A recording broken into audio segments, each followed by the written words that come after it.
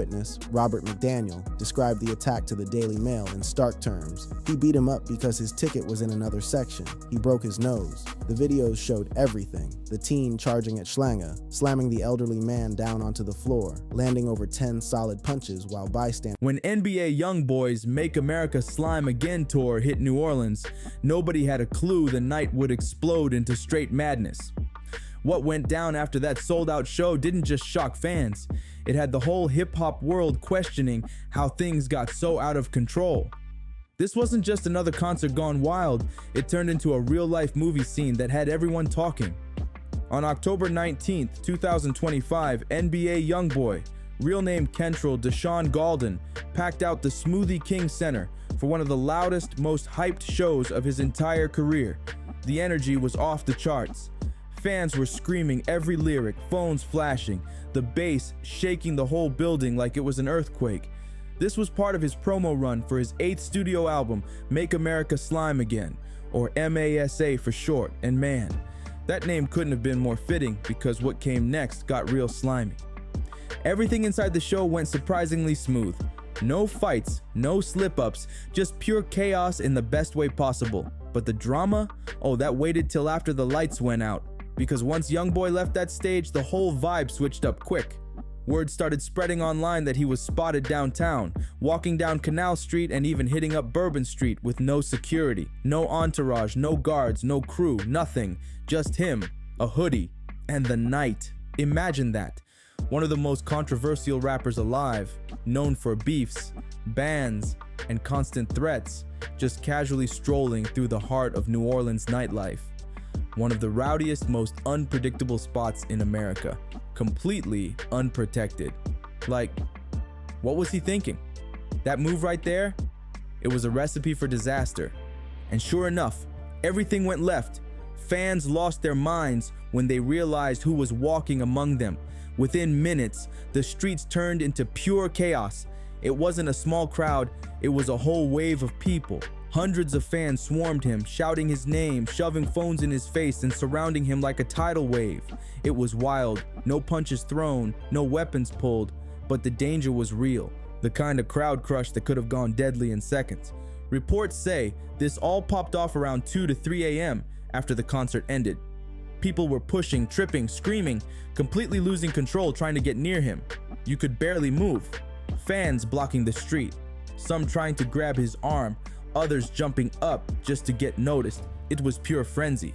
Now picture being NBA YoungBoy right there in the center of that storm, surrounded by hundreds of fans, no way out, flashing cameras in every direction. You could literally see it on his face. Hesitation, frustration, maybe even a little fear creeping in. The man looked trapped in his own fame. That's when the New Orleans Police Department finally jumped in, and thank goodness they did, because at that point, things were seconds away from turning ugly. Officers had to rush the area, trying to control the massive crowd, while keeping fans from trampling each other or the rapper himself. The whole situation was wild beyond words. What started as a victory lap for his tour turned into a chaotic reminder that fame can flip on you in an instant. Why in the world was NBA YoungBoy roaming the streets solo with no security? That's the question everyone's been asking since that wild New Orleans night. His personal security team was completely MIA, gone ghost, leaving him fully exposed and depending only on venue staff and local cops to keep things under control. To make it worse, not a single word has come out from YoungBoy or his crew since. The silence is loud, and it's only making people more suspicious about what really went down that night. No lie, the footage from that night, it blew up instantly. Clips spread all over X, formerly Twitter, TikTok, and every hip-hop blog out there. You couldn't scroll 2 seconds without seeing NBA YoungBoy surrounded by chaos.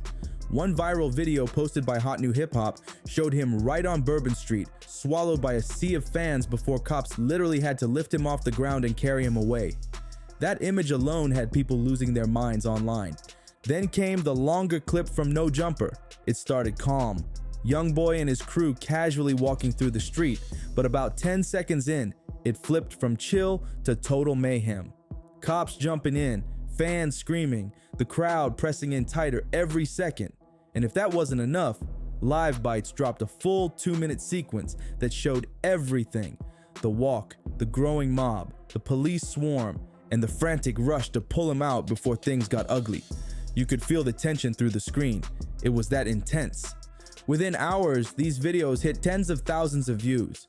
Comment sections went wild. Some fans worried sick for his safety, others clowning his team for letting him walk around without protection, and a few even giving props to NOPD for stepping up before it all turned tragic. Everyone had an opinion, but one thing was clear: this whole situation exposed just how dangerous things have gotten for him lately. And trust, it doesn't stop there. That New Orleans madness, that was just the surface. There's a whole pattern of chaos following this Make America Slime Again tour, and it's honestly scary. Let's break down the bigger picture, because this whole run has been looking like a security nightmare. See, this tour has been hit with constant threats, canceled shows, and real-life clashes with rivals. The New Orleans concert alone had over 400 police officers deployed. 400, bro. That's military-level protection. Most artists don't even get a fraction of that. You could tell the city wasn't taking any chances. It just shows how serious the risks have become anytime YoungBoy hits the stage.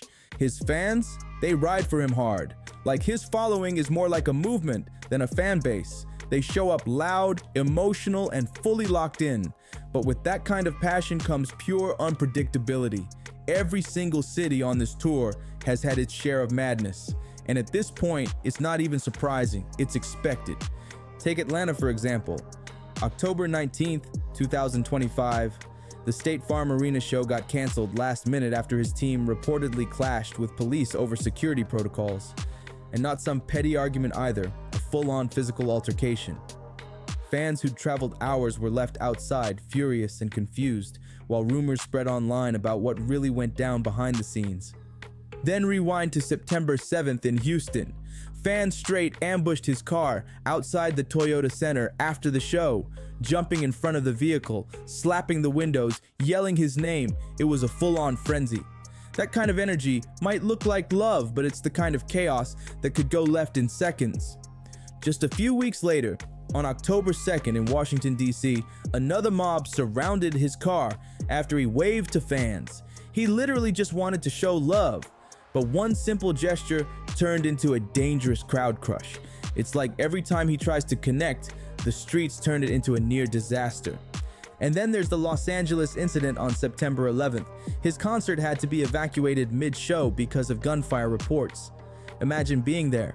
1 second you're vibing, the next you're sprinting for your life, not knowing if shots are real or where they're coming from. Thankfully, no one got hit, but that panic, that trauma, it stuck with people for real. Still, none of those wild moments even come close to what went down in Kansas City, because that night wasn't just chaos, it was dark. The kind of scene that makes you stop and question how far things have spiraled. What unfolded at the T-Mobile Center on September 21st, 2025 wasn't hype, it was horror. If you thought New Orleans was bad, Kansas City was something else entirely. Fans called it one of the most violent concert incidents they'd ever seen.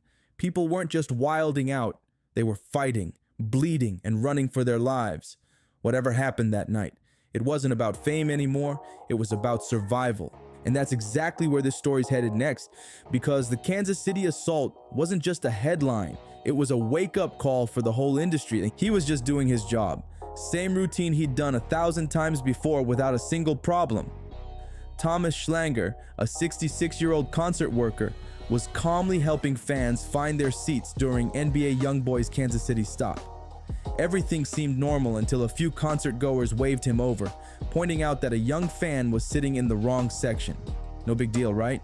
Happens at every show. So Schlanger disturbing. The whole thing was caught on camera from multiple angles. Fans pulled out their phones and recorded every second. Within hours, those clips were everywhere. X, TikTok, YouTube, you name it.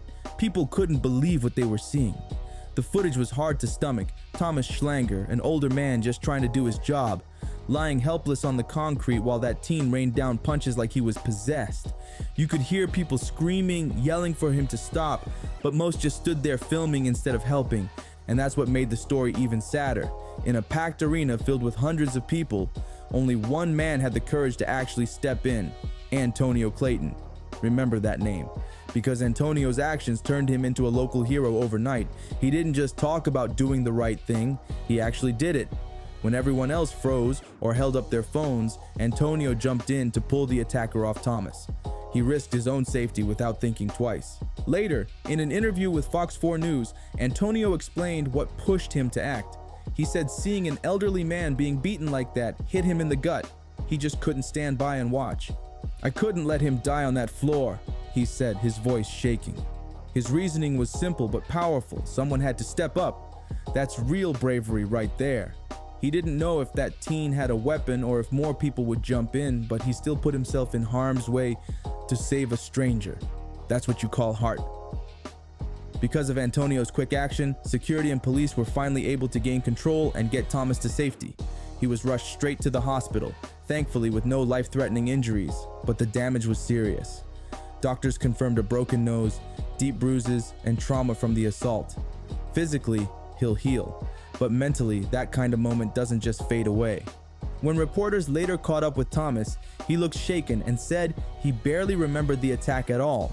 The shock had hit him so hard that his brain just blocked it out. Imagine that, getting beaten so brutally that your mind erases the memory to protect you. That's not just pain, that's trauma. The teen attacker, just 14 years old, was detained on the spot by Kansas City police officers. His name hasn't been released due to his age, but sources say he was quickly turned over to a guardian while the investigation continued. It's wild to think a kid that young could cause so much damage in just half a minute. Thankfully, no weapons were found, and somehow the chaos didn't end up stopping the rest of the concert. But let's be real. After a moment like that, nobody in that crowd could have enjoyed the show the same way again. The vibe was shattered. People were shaken, angry, and scared. It wasn't just another concert mishap. It became a symbol of how bad things have gotten at live shows lately. One wrong move, one burst of rage, and it all turns tragic in seconds. The truth is, the numbers don't back up the idea that hip-hop concerts are more violent than any other genre. The data just doesn't lie. What is real though, is how rap shows get treated compared to everyone else's. Venues and cops be on high alert the moment a rapper's name is on the flyer, while pop and country acts slide by easy. For real, look at how places like the United Center in Chicago enforce full bag bans, pat downs, and heavy police presence when it's a rap show, but let pop crowds waltz in without the same heat. It's hard not to call that what it is, bias. Now, yeah, there are factors that can make rap shows a little more unpredictable. Let's keep it real for a second. First off, most rap concerts bring in younger, hyped up crowds, usually between 15 and 25, and that age group is known to act on impulse. They get caught in the moment, especially when the energy's wild, and a small push or look can turn into a full-blown fight. These are kids who grew up surviving chaos, not diffusing it. So when things pop off, it happens fast. Second, we can't ignore the street side of the culture. Artist rivalries and neighborhood beefs sometimes bleed into the music scene. When those energies mix with massive crowds, it can get real dangerous. Take NBA YoungBoy for example. He's got long-standing tension with ops and rivals that's made him a target. Some of those threats are serious enough that entire cities, like Chicago, straight up canceled his shows to avoid possible shootouts. That's not just hype, that's survival. Third, the vibe itself at a rap show is different. Rappers like Travis Scott built a rager culture, wild, high energy, no holds barred. And YoungBoy? His slat following is the same, intense, loyal, and ready to go all in for him. Once that energy gets too lit, it's almost impossible to contain. It's passion, it's chaos, and it's pure adrenaline, all rolled into one explosive mix. Fourth, and this part's crucial, too many venues don't plan properly for what these crowds bring. They understaff, they skip training, and they underestimate how serious things can get. That combo is deadly. When you've got thousands of fans and not enough control, it only takes one spark for disaster to hit. Just look at Astroworld. That tragedy changed everything. 11 people lost their lives because organizers didn't prepare for the type of crowd Travis Scott draws. It wasn't about the genre, it was about neglect. The energy was predictable, but the safety setup, nowhere near ready. And that's the harsh reality. Most rap events get labeled violent when the real issue is bad planning. But let's talk about the media, because they play a huge role in this mess. Violence at rap concerts gets blown up way more than at other genres. If something pops off at an EDM festival or a rock show, it barely makes headlines, but the second it's a rapper, boom. Front page news, full-on debate, and think pieces about hip-hop's problem with violence. Like, come on, just look at what happened in 2024. An EDM festival brawl at Lollapalooza left 10 people injured, yet it got almost no coverage. Meanwhile, the NBA YoungBoy Kansas City assault dominated the media cycle for weeks. That double standard feeds a false narrative, trapping rap culture in this loop of negativity where every incident gets tied to dangerous hip-hop instead of bad management or poor security. Since Astro World, the industry's been trying to tighten up.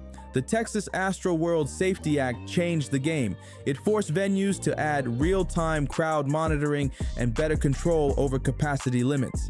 That's a huge step toward preventing another disaster. But it also means hip-hop shows now come with heavy law enforcement presence, sometimes too heavy. Take NBA YoungBoy's New Orleans stop, over 400 officers stationed around one arena. That's wild. It looked more like a military operation than a concert. Sure, it keeps people safe, but it also makes fans feel watched, judged, and targeted. That tension alone can create problems. And then you've got the strict bag bans and extra pat-downs at rap-heavy events. They're supposed to be for safety, but when they only apply to hip-hop, it starts feeling discriminatory. Like, why are pop fans trusted, but rap fans treated like suspects? It's a tough balance, keeping people safe without criminalizing a culture. But one thing's clear, hip-hop ain't the danger. It's the perception that keeps causing the chaos. So if you've been following this breakdown, make sure to like, subscribe, and stay tuned, because what's coming next might just change how you see the whole